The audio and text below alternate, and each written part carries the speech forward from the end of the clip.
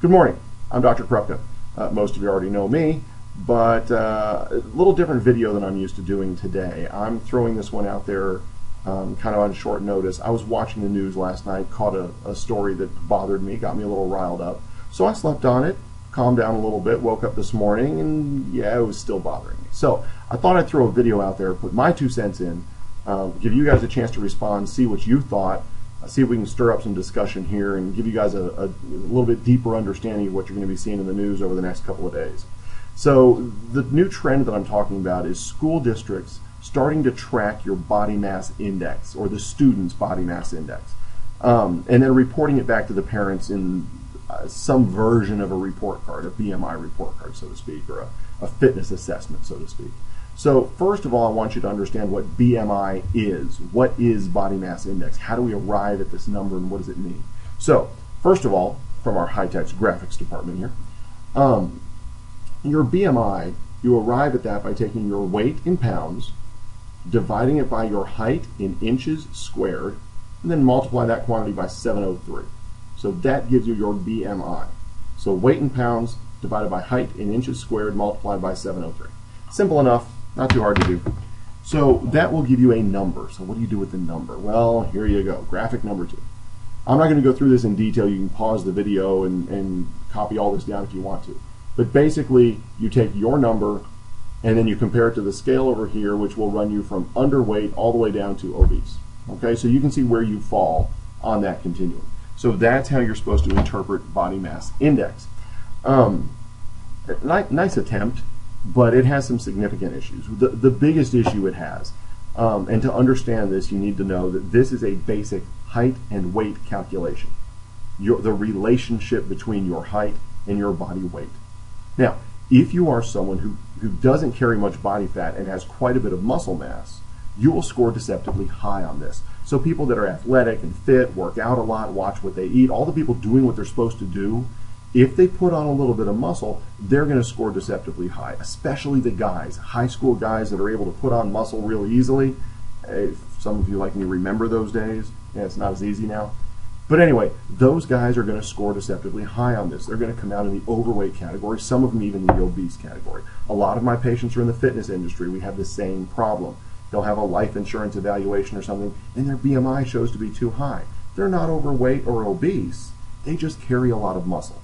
All right, so that's a big issue with BMI. It does not fit all situations. In fact, the argument is there's a larger percentage than we think of situations where it's inaccurate. So that being said, what's my answer? How do I assess my patients? Well, I do percentage of body fat. I think looking at a patient's percentage of body fat gives me a much more complete view of their health risk or what category they fall into. If I get someone who is heavy for their height, but they have lots of muscle mass and very little body fat, they're healthy, they're fit, right? I don't worry about that. And if I can have someone that's relatively thin, so to speak, but not much muscle, they have a high percentage of body fat, even though they're not overweight, they're not large or fat, their waist to hip ratio is appropriate, if they've got a higher than normal percentage of body fat, they are susceptible to all the health problems of someone who's obese.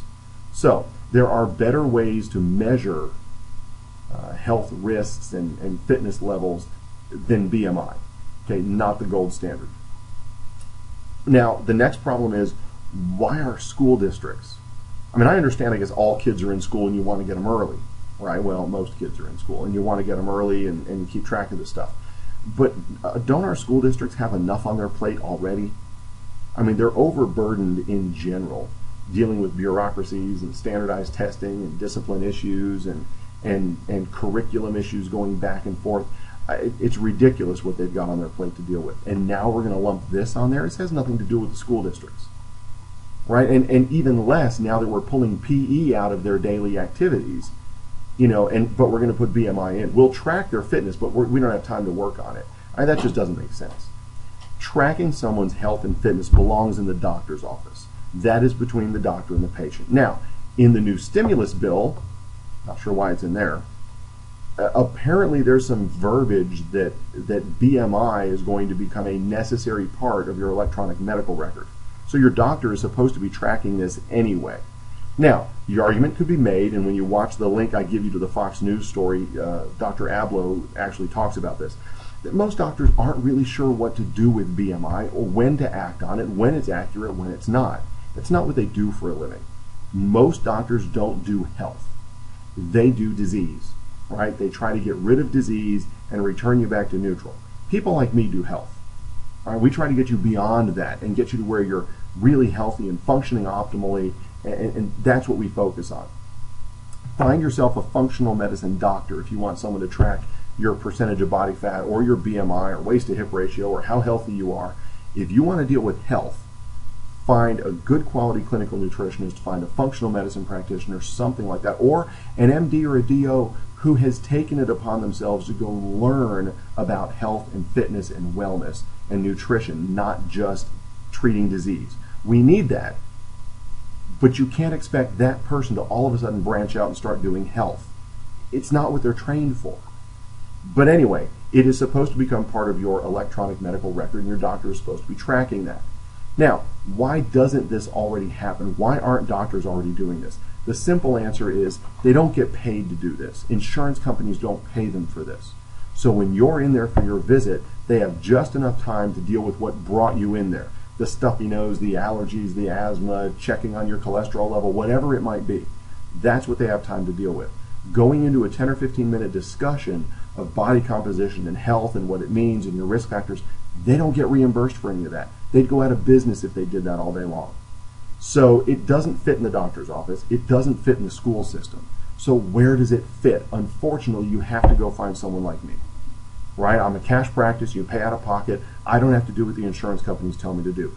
I answer to you, the patient. Right? So you come in, you say, how healthy am I? Great, sit down, let's talk about it. Right? You get what you want from a doctor like me. So find someone that is slightly out of the system so that you can really have the interaction you want. You can have these numbers tested, you can find out where you are, you can learn what to do about it, and you can get it under control. And I encourage you to do that for your children. I'm not nearly as concerned with the self-esteem issues of the child as I am with the long-term health implications. So someone that knows how to talk about this with children should deal with this with your children. They should assess your children in a clinical setting, talk to them about how this happens, how to keep it from happening, what their goals are for fitness, and help them get where they need to be. But the school system is not the place for this. Anyway, I feel better now that I got that off my chest. Thanks for listening. What I want you to do is leave me some comments. If you have the ability to do a video response, I'd love to see it. So post some comments. Let's get some discussion started and see where we can go with this. All right? Thanks for listening. I'll see you on the next one. Have a good day.